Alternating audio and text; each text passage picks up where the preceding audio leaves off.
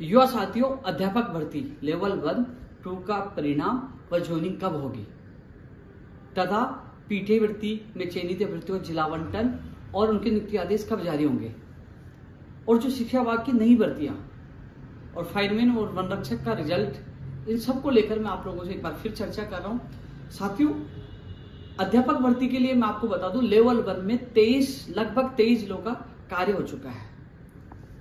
जांच का कार्य लगभग 23 जिलों का हो चुका है।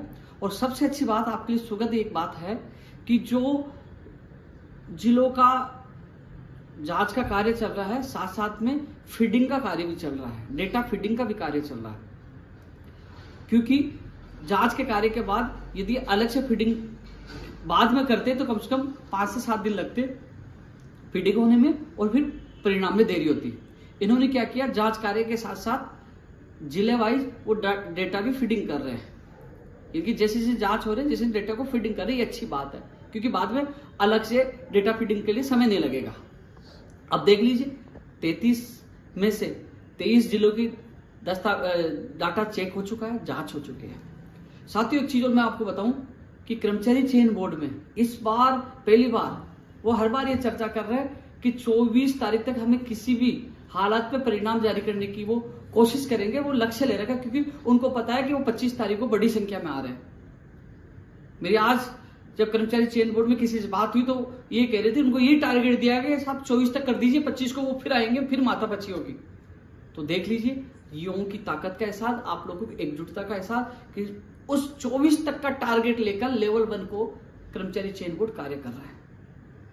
और देख, लेवल 1 के जो टीम है वो लेवल 2 के कार्य करेगी।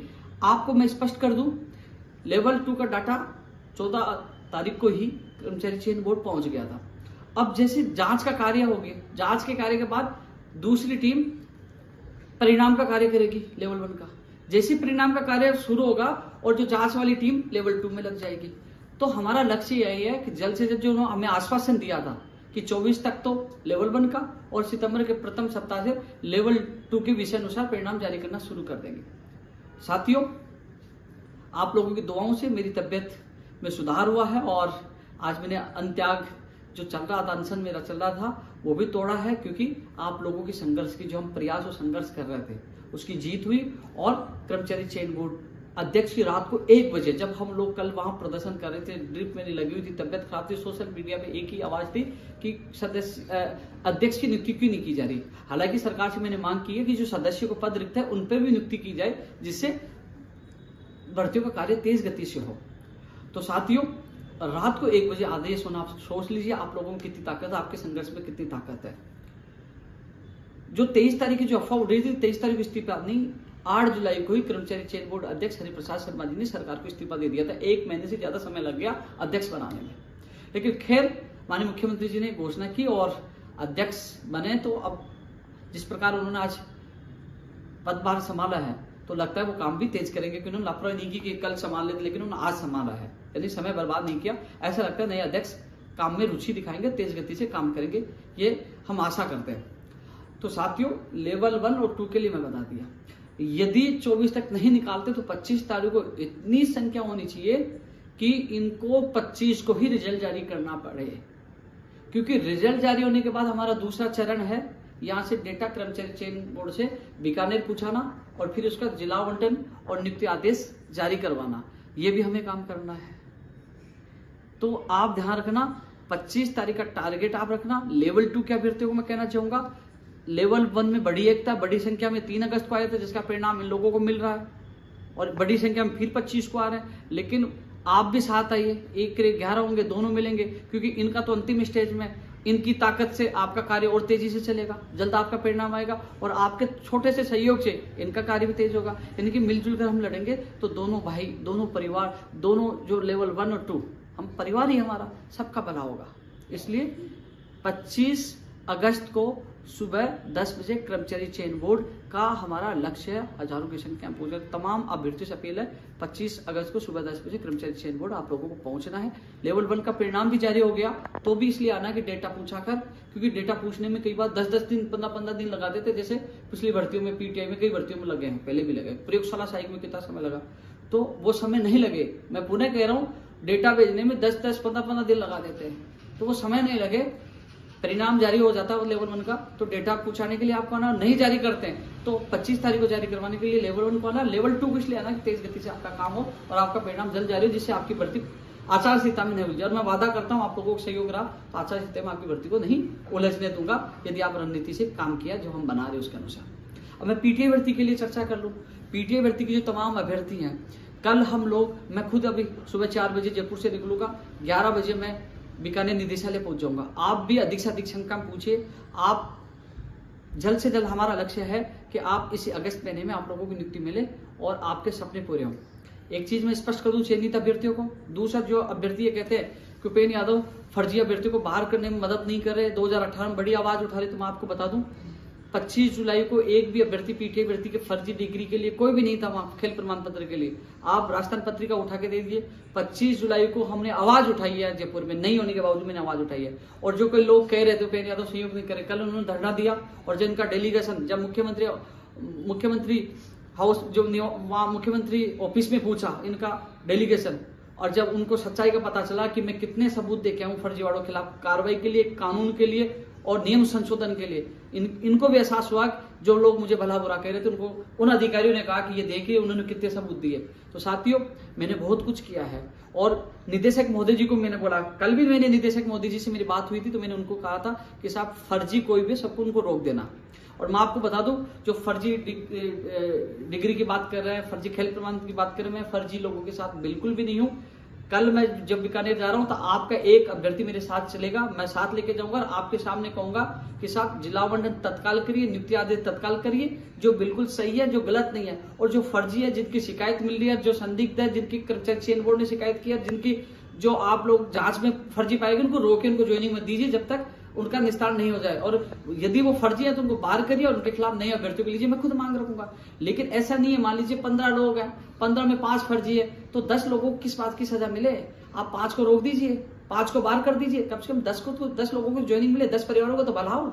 इसलिए मैं 10 लोगों को भला करना चाहता हूँ, 5 लोगों को रुकवा दीजिए। इसलिए कई लोग सोचते पूरी भर्ती को रोक दे, फिर आचार संहिता लग जाएगी। कितने साल से ये, कितने महीनों से ये संघर्ष कर रहे हैं। इसलिए मैं सिद्धांतवादी इंसान हूँ, सिद्धांतों के अनुसार चलता हूँ। मैं फर्जी डिग्री, डिप्लोमा, खेल प्रमाण सबके खिलाफ आवाज उठा रहा हूँ, सीएमओ से लेकर सब जगह आवाज उठाइए। और आपके सामने, आपका डेलीगेट आपके सामने, मैं निदेशक महोदय जी के सामने आवाज उठाऊंगा, मैं वादा करता हूँ और मीडिया में बोलूंगा। लेकिन चयनित अभ्यर्थियों की नियुक्ति प्रक्रिया नहीं रुकने दूंगा। उनके आदेश जो सही है, योग्य है, कम से कम उनको तो नियुक्ति समय पर मिले, उनकी आवाज बुलंद करूंगा।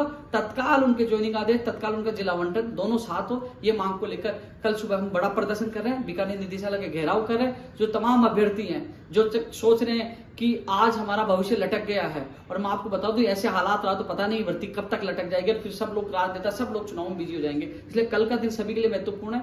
आप पूछिए, मैं आप लोगों के लिए, आप सोचिए, मैंने आज अनशन आज खत्म किया है और पूरी तबियत फिर भी सही नहीं, फिर भी मैं यहाँ जयपुर से आप लोगों के लिए निकल रहा हूँ, आपके भविष्य के लिए निकल रहा हूँ। तो अधिक से अधिक संख्या में आप लोग पहुंचिए, कल हम सब मिलकर वहां संघर्ष करेंगे। तत्काल जिला आवंटन नियुक्ति आदेश जारी का हमारा लक्ष्य है।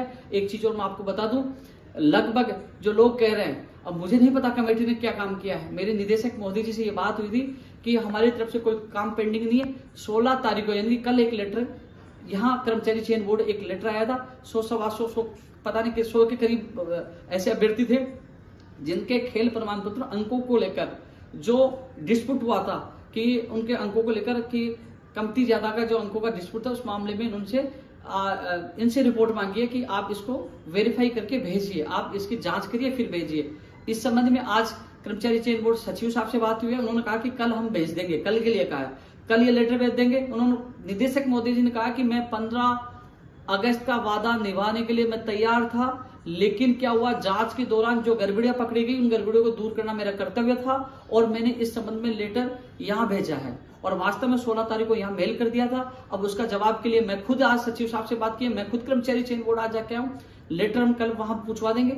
उसके बाद वो लेटर जाते ही आपके जिला आवंटन, क्योंकि हम कोशिश करेंगे, कई लोग सोच रहे हैं भैया ये निदेशक महोदय जी वो हैं जो शनिवार संडे को भी कार्य कर रहे हैं, हम लोग ये कल लेटर पूछ जाएगा तो शनिवार संडे को भी जिला आवंटन और नियुक्ति आदेश जारी करवाने की कोशिश करेंगे। बहुत बेहतरीन व्यक्ति हैं, इनसे निवेदन करके जल्द जारी करवाने की कोशिश करेंगे। इसलिए कल आप अधिक से अधिक संख्या पूछिए।